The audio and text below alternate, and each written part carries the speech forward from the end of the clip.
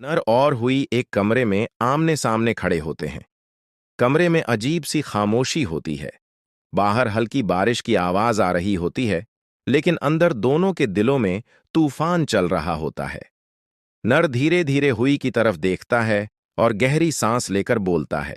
नर कहता है, हुई, मुझे पहले से पता था कि तुम एक दिन मेरे पास जरूर वापस आओगी। जिस दिन तुम मेरे घर में एक नौकरानी बनकर आई थीं, उसी दिन मैंने तुम्हें पहचान लिया था। तुम मेरी हुई हो और हमेशा मेरी ही रहोगी। हुई चुपचाप उसकी बातें सुनती रहती है। उसकी आंखों में डर, उलझन और मजबूरी साफ दिखाई देती है। नर आगे कहता है, तुम बीवी की बेटी की देखभाल करने आई थीं, लेकिन मुझे तभी समझ आ गया था कि तुम कोई आम लड़की नहीं हो। मैं जानता था कि एक दिन सच्चाई सामने आएगी और तुम खुद चलकर मेरे पास आओगी।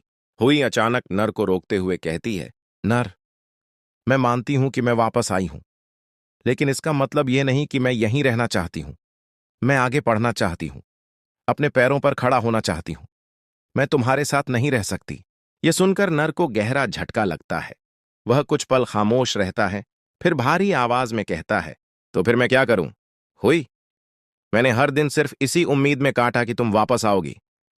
मैंने तुम्हें कभी किसी और की होने नहीं दिया, न अपने दिल में और न अपनी सोच में। हुई की आंखों में आंसू आ जाते हैं। वह कहती है, नर, यह फैसला मेरे लिए भी आसान नहीं है, लेकिन मैं अपनी जिंदगी खुद जीना चाहती हूं। मैं हर रिश्ते से पहले खुद को पहचानना चाहती हूं। नर एक कदम आगे बढ़ता है और कहता है, मैंने तुम्हें कभी रोका नहीं। हुई, मैं बस यह देखना चाहता था कि जब तुम्हें सब सच पता चलेगा, तब तुम क्या फैसला लोगी। और आज वही दिन है।